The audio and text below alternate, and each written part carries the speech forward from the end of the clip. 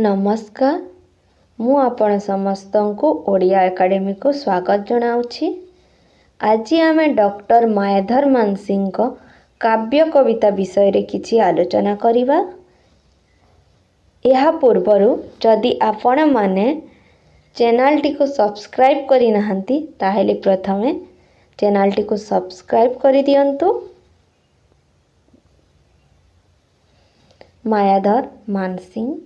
मायाधर मानसिंह एक बहुमुखी प्रतिभा।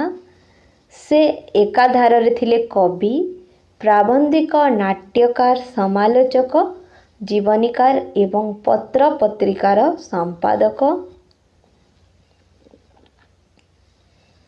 से प्रकृतिर गंता घर चिलिका मध्यस्थ पारिकुद निकटस्थ नंदला ग्राम रे 1905 मसीहा नवेम्बर मास 13 तारिख रे जन्म ग्रहण करथिले।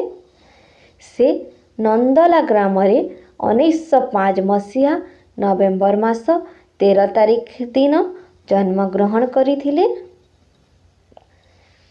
से 1932 मसीह रे इंग्राजी साहित्य रे एमए पास करी शिक्षकता करुथिले।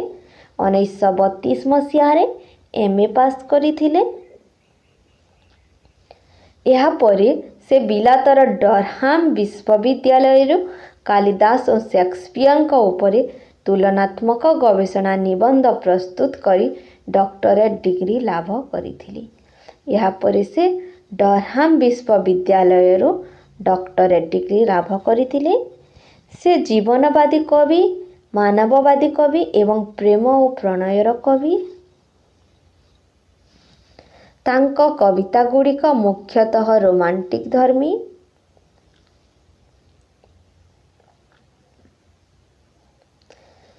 उन्नीस 1967 मसीह रे तांको पद्मश्री सम्मान रे सम्मानित करा जायतिला।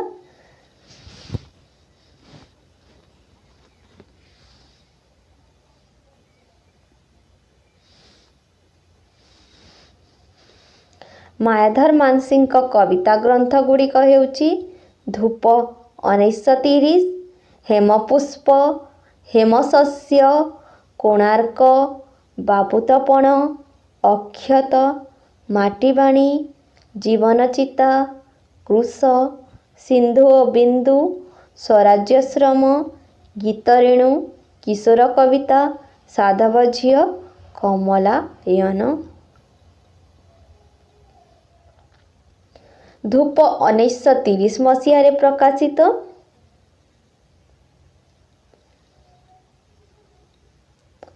धूप कविता संकलनटी हेउची 32 गोटी कवितार समाहार। एतिरे सन्निहित केते गोटी कविता हेउची तरुण कविर आशा, पाप ओ प्रेम, गोपन कथा, प्रणय व्यथा, प्रणय साधना, आषाढ़ अभिसार, एही सहकार तले, प्रणयी, प्रेमर परिमाप, प्रेमर भाषा। प्रबंध और समालोचना। मायाधर मानसिंह प्रबंध और समालोचना ग्रंथ गुड़िक हेउची साहित्य प्रभा, शिक्षा, शिक्षक और शिक्षायतन, माटीर महाकवि सारला दास, ओडिया साहित्यर इतिहास, कवि और कविता, शिक्षा किए कौन काहींकी, सरस्वती फकीरमोहन। ए हिस्ट्री ऑफ ओडिया लिटरेचर ग्रंथ तांकर एक स्मरणीय कृति।